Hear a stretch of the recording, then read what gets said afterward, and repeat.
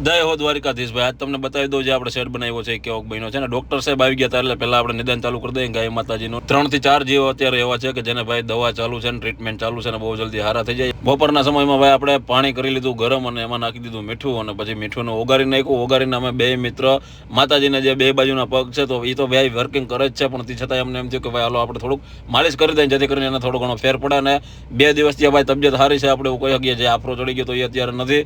માતાજીની ભાઈ ટ્રીટમેન્ટ પૂરી કરીને પછી આ બાપાને આપણે લગાડવાનો તો પાવડર, એટલે બાપાને વાહમાં ફૂલે ફૂલ ખંજવાર આવે છે. એની બધાની દવા ચાલુ છે ને એનો વજન પણ બહુ વધારે છે. આપણે સંસ્થાની અંદર ભાઈ 13 લોકો 12 થી 13 લોકો આશરો લઈ રહ્યા છે. બધાને દવા ચાલુ છે જેને જેવી જરૂરિયાત એ પ્રમાણે. અને પછી ત્યાંથી ભાઈ આપણે નંદી મહારાજને દવા પાવાની હતી એટલે એની તૈયારી કરીને દવા પાઈને પછી આપણે નીકળી ગયા સીધા કડબ ને લીલું ને લેવાનું હતું એટલે ગામમાં. ત્યાંથી આપણે લઈ લીધું લીલું ને કડબ ને આવી ગયા પાછા નંદી મહારાજ પાસે. અને આ ભાઈ અત્યારે માતાજી અહીંયા બેઠા છે અને મેં કીધું જરાક આમ લઈ લઈએ, પણ એ લાંબા થઈને હોઈ ગયા એટલે મેં કીધું ઓકે. નંદી મહારાજ છે ઊભા થઈ ગયા છે, હાલતા ચાલતા રેડી થઈ ગયા છે અને દવાની ટ્રીટમેન્ટ આપી દીધી. એટલે ગાય માતાજી છે ઊભું થવું કરે છે. અને તમને આ દેખાડી દઉં છે આપણે શેડનું કાર્ય ચાલુ હતું તો કેવડો શેડ બનાવ્યો છે અને કઈ રીતના અટાણે બનાવ્યો છે આપણાથી પહોંચાડવું એટલો અહીંયાથી આમને બનાવ્યો છે.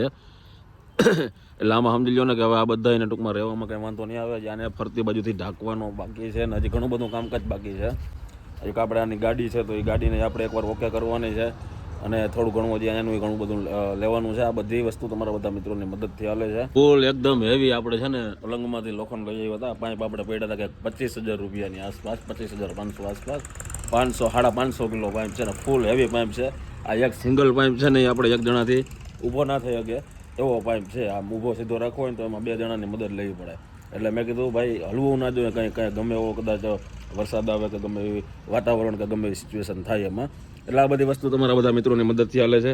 આ રીતના બન્યું છે ને હજી કાર્યક્રમ ચાલુ છે. એટલે જે કંઈ થાય થોડો ઘણો સહયોગ કરતા રહેજો. જે બધા બીમાર છે એ બધાને વેલેરી ટ્રીટમેન્ટ મળે. આજે હવે બહુ જલ્દી આજે ભાઈ ઊભી થઈ જાય એવી આશા રાખીએ છીએ. જેમ નંદી મહારાજ થઈ ગયા છે એમ અત્યારે નંદી મહારાજ તડકે આટાફેરા કરે છે અને રિકવરી સારી છે.